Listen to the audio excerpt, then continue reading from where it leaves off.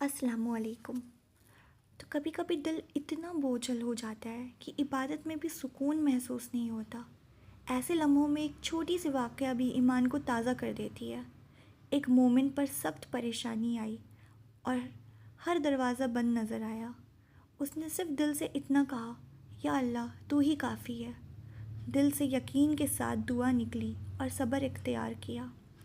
अल्लाह ने ऐसी राह से मदद भेजी जहाँ से उसने कभी सोचा भी ना था।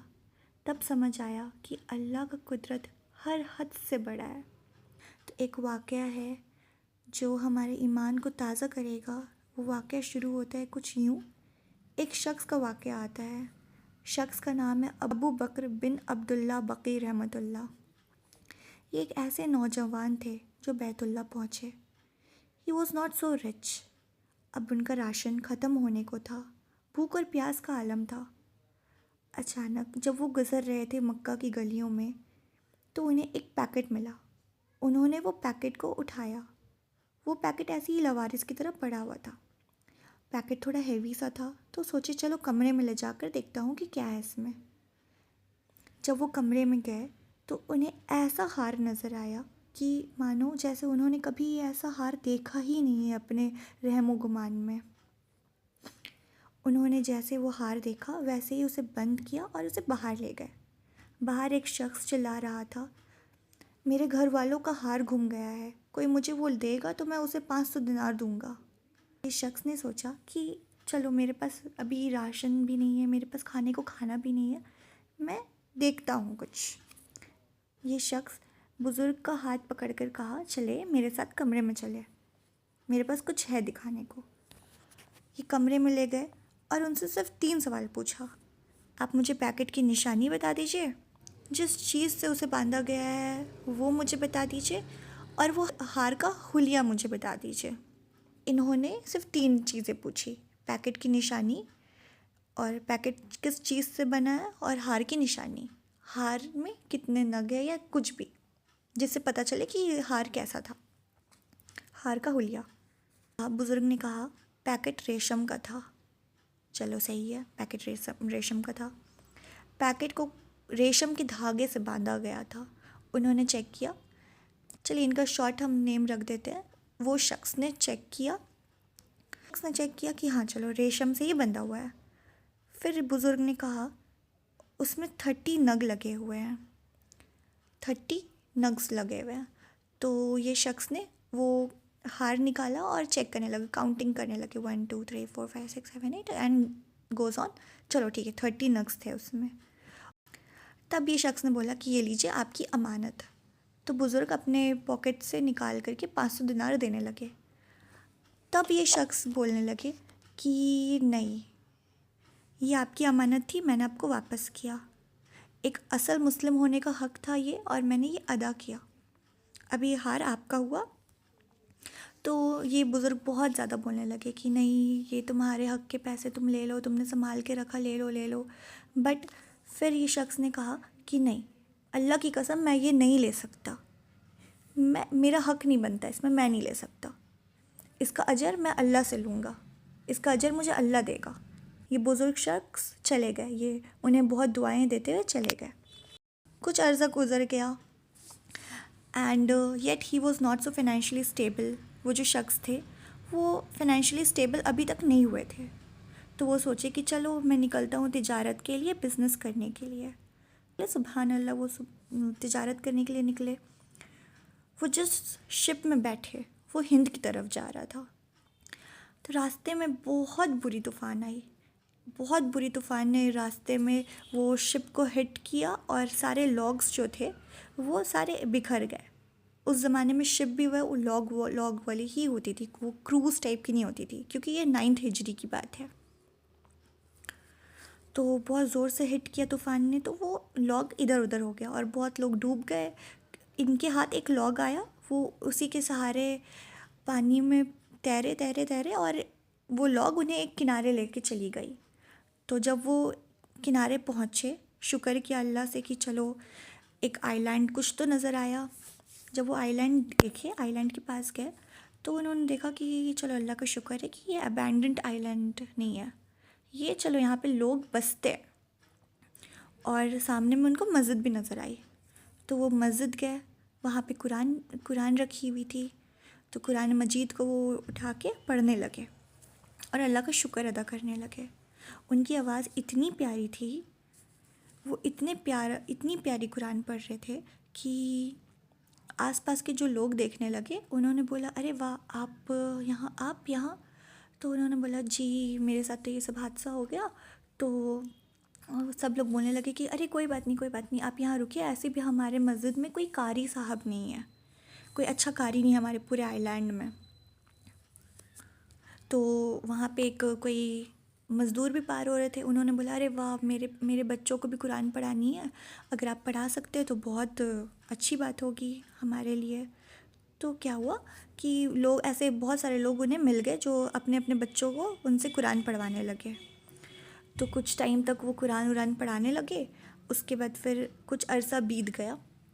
ये शख्स जो थे उन्होंने बोला कि चले, अब तो बहुत बहुत अरसा गुजर गया है, मैं तो तिजारत बिज़नेस करने निकला था, मुझे बिज़नेस भी सेटअप करना है और मुझे शादी भी करनी है, मुझे अपना मतलब फैमिली भी बढ़ाना है, मेरे फैमिली में तो कोई है भी नहीं। लोग उनसे बोलने लगे कि चले कोई बात नहीं, अगर आपको फैमिली बढ़ानी है, शादी करना है तो हम कराएंगे आपकी शादी, पर आप ये आइलैंड छोड़ के ना जाए, क्योंकि यहाँ पे कोई अच्छा कारी नहीं है। हमारे बच्चे अच्छा कुरान सीख गए थे आपके चक्कर में, आपके वजह से, तो आप ये छोड़ के ना जाए, आपका निकाह भी हम लोग यहाँ पे करा देंगे। तो वो बोले कि चलो अच्छी बात है, अगर मेरा निकाह भी यहाँ हो जाएगा तो क्या है कि मैं यहीं पे एक फ़ैमिली शुरू कर लूँगा अपना, यहीं पे सेटल भी हो जाऊँगा इंशाल्लाह। तो वहाँ के जो लोग थे बड़े बड़े, उन्होंने बोला कि चले, एक यहाँ पे यतीम लड़की है बट मालदार है, यतीम है, कुछ अरसा पहले उनके माँ बाप गुज़र गए हैं, तो आप उनसे निकाह कर लीजिए, बहुत अच्छी खातून है। तो उन्होंने बोला कि ठीक है, अगर आप लोग सबको सही लग रहा है तो ठीक है, राज़ी हूँ। कुछ टाइम बाद उनके निकाह हो गया। निकाह वाली रात हुआ यूँ कि जब वो खातून आई उनके सामने वेडिंग नाइट के डे, एक हार पहन रखा था जो उन्होंने मक्का की गलियों में देखा, तो वही हार उनको नज़र आया, उसी टाइप का। ठीक है, तो फिर हुआ यूँ कि अब वो सोच में पड़ गई कि ये क्या है। वो कुछ दिन तो लोगों से पूछे नहीं। कुछ टाइम बाद जब लोगों ने उनसे पूछा कि सब ठीक है ना, सही चल रहा है तुम्हारी मैरिड लाइफ, कोई परेशानी तो नहीं है, तो वो शख्स ने बोला, मुझे बस एक सवाल आता है कि मैं पूछूं कि नहीं पूछूं। सब बोले कि हाँ जी जी पूछिए ना, क्या है इशू है आपको। तो बोले कि मुझे ना, मतलब जो मेरी बीवी थी वो एक नेकलेस पहनी हुई थी गले पे, और मुझे बहुत दिन से ये सवाल खाया जा रहा है कि ये नेकलेस इनके पास कैसा है। ये नेकलेस तो मैंने मक्का की गलियों में देखा था। जय उनका बस ये बोलना था और लोगों ने एकदम अल्लाह अकबर बोलना शुरू कर दिया कि आप वही है। सब शॉक्ड हो गए कि आप वही है, वही शख्स है। तो वो बोले कि जी यही मेरे साथ एक इंसिडेंट हुआ था कि मैं जा रहा था और मुझे ये सब दिखा। वो दोबारा ये पूरा इंसिडेंट बताए। बुजुर्ग इंसान ने बोला था वहाँ पे जाके, आइलैंड में सबको बोला था कि मुझे इतना अच्छा इंसान मिला मक्का की गलियों में और उन्होंने ऐसे ऐसे किया, 500 दिनार भी नहीं लिए, ये सब भी किया। मैं बस चाहता हूँ अल्लाह से, मैं बस यही दुआ करता हूँ, एक बाप की यही दुआ है कि मेरी बेटी को उस इंसान से शादी करवा दे। वो ऐसे दुआ करते लोगों के सामने, और आज आप यहाँ हैं।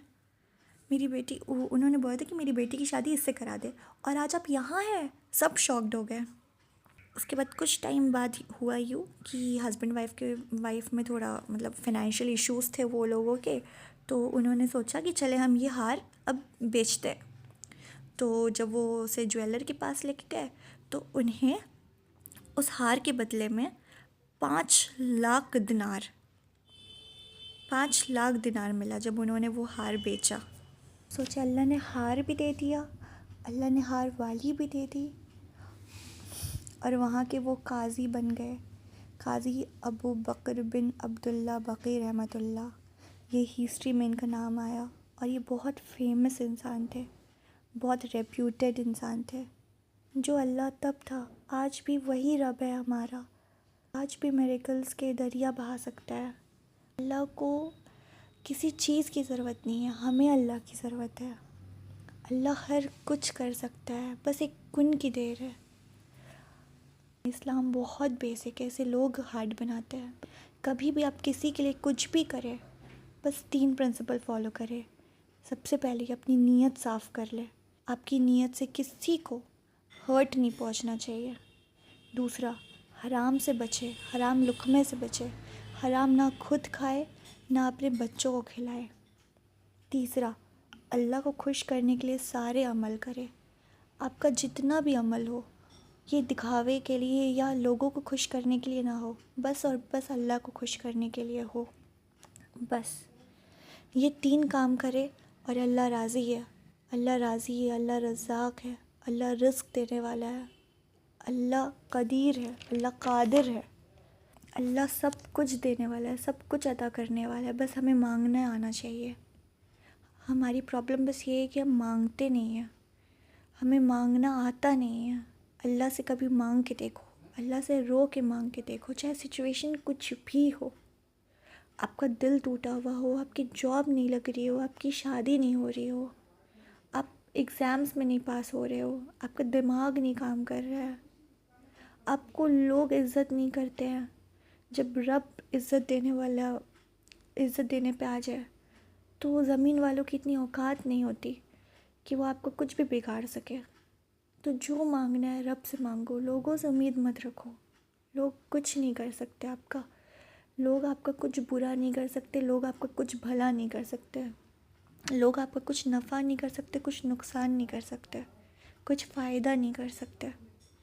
बस अल्लाह और अल्लाह है, बस अल्लाह ही है। चलिए, अपने दुआओं में याद रखिए। अब मैं यही स्टेटमेंट से अपनी वाक़या और अपनी स्टोरी एंड करती हूँ। इंशाल्लाह वापस अगर मुझे लगेगा कि कुछ स्टोरी अच्छी लगी, मेरे हार्ट टचिंग मुझे लगेगी, तो ज़रूर मैं शेयर करूँगी इंशाल्लाह।